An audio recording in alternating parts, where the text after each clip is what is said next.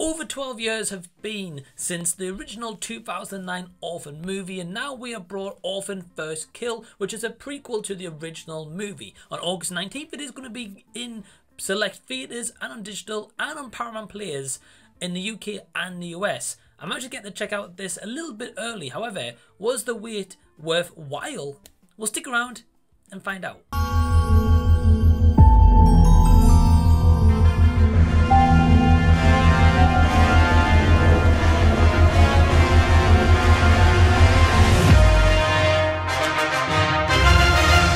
Hey everyone, what's going on? Welcome to the channel, and if you're brand new here, I'm Mike and my channel is Did You See That? I do movie reviews, TV, I do video games, Back to the Future, Adventure Days and so much stuff. So please press the red subscribe button down below so I can see you again next time, as I would love to see you on a future video.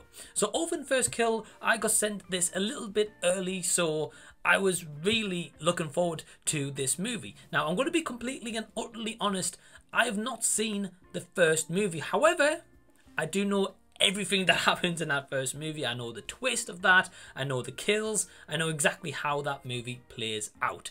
Yeah, so I'm very familiar with how it is, I just haven't seen it. But this one is directed by William Brent Bell, who, when I looked up his filmography, he has done movies before, such as The Boy and The Boy 2 Brahms and The Devil Inside. Now, I have seen the first Boy movie, it was okay, I took it for what it was. I didn't see the sequel or his other film work, so to me, I knew he obviously had a background in horror, but that's kind of about it.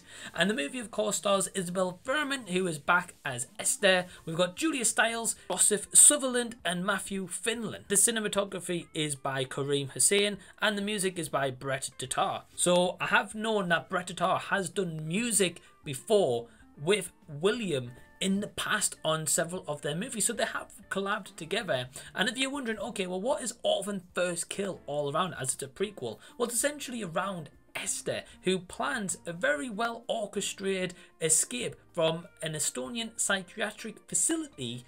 When she escapes, she has a plan to get to America by posing as a wealthy family's missing daughter. So yeah, I was very intrigued going into this movie. I saw that the runtime was around an hour and 39 minutes. So I was thinking, okay, well, if this is going to be a first time experience for people like myself who is brand new to the Orphan franchise, is it going to be the case of, okay, after this movie, I want to check out the original Orphan movie, or am I going to want to see more from this franchise?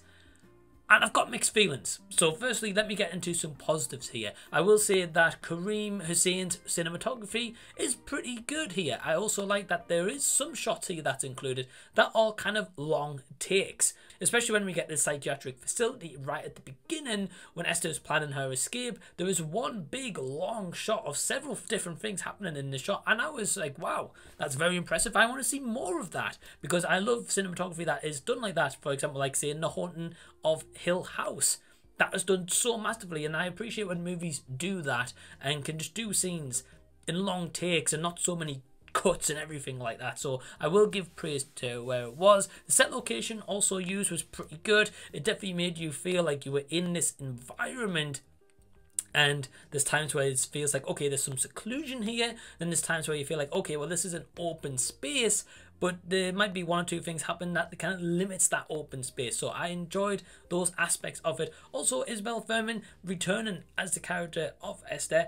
I thought she did a great job here. She definitely is supposed to be the standout, and I definitely will say she is the standout in this movie. Yeah, I really liked her performance. At times she gave really kind of creepy, uncomfortable vibes, and then at times it also came across where she kind of tried to play sweet and innocent, as she's obviously posing as like a 9-10-year-old girl, so of course she's meant to.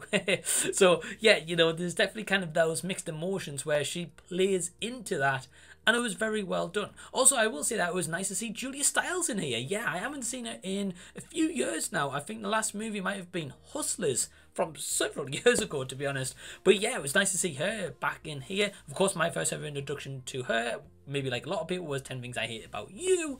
Yeah, it was just nice to see her in here as the mother called Trisha of the American Family. The performance by Rossif Sutherland, who is her partner, I also thought he did a great job all around. The acting is good here. I can't say that anyone gave a terrible performance or anything like that, because they didn't. I enjoyed the acting on display. And I will also say that there's times where the music is played to be a little bit creepy. There's times where that music is also helping into the atmosphere and the tension and the suspense that's supposed to be building in this locations. And I will say that at times it's effective. Yeah, definitely some positives here. And I will also say when the deaths happen in this movie, you're going to expect some blood on your hands, and that's what you get. There's definitely some bloody deaths here. I wouldn't say totally gruesome or totally gross or anything like that, but there's definitely some bloody deaths to be had.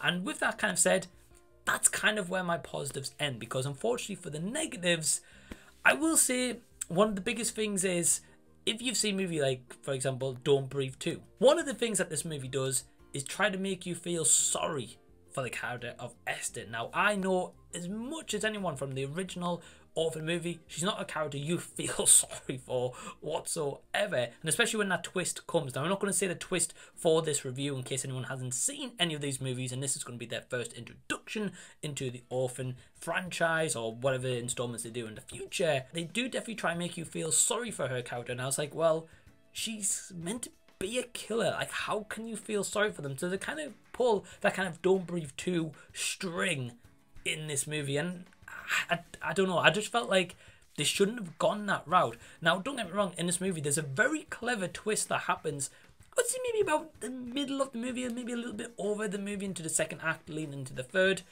I like the twist.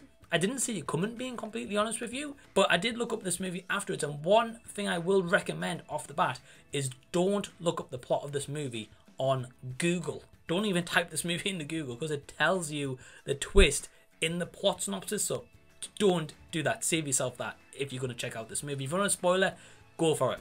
But anyway, I like the twist how it was, but I feel like when they revealed this twist, which again I liked, they didn't fully utilize it. I feel like there's times where they executed it a little bit too late into the movie. They could have executed a little bit earlier and had the suspense building right up until that final 15 minutes in the third act where everything kicks off. But instead they execute a little bit too late, and then it feels at times where the movie's trying to play catch up to get to that ending. And I just feel like it would have definitely benefited this movie more as a whole if it had that more suspense, because then at the same time, yeah, you can have the music on, you can have the cinematography and certain shots that they use here, but they waste it. That's all I'm going to say. And there's also elements in here where you can definitely tell that there is doubles or there's some de-aging effects used in this movie. Now, it is understandable because, you know, Isabelle Thurman is definitely a lot older than she was in 2009 when this first movie came out, Orphan. And they definitely used some doubles in here. There's definitely some doubles credited on IMDb, for example. You can tell straight away they don't look the same. Of course, she's grown and she's a lot taller than she was in the Orphan movie, but this is a prequel set before then. So it's kind of like, well, hold on. She's taller here, but then in that first original Orphan movie, she's smaller, and it's kind of like, well, how exactly does that work? So in a sense, it's a bit of a dumb decision to make a prequel so many years later using the same actress, which, again, I applaud them for bringing Isabelle Fuhrman back, but by bringing her back, they've tried to use de-aging, or they tried these kind of camera techniques, which sometimes they work in terms of trying to make her look smaller than she actually is, but there's some shots where you can just tell that she's grown as to a young woman. But as for my overall score for this movie, one thing I will say just before I reveal my score is that I enjoyed it. I wasn't bored by it. I would certainly say that I'm intrigued to actually go see the original movie, which sounds far better than this one, and maybe going forward I'd be intrigued to see if they ever made like this as a trilogy, but I don't know which way they would go. Anyway, my overall score for Orphan First Kill is...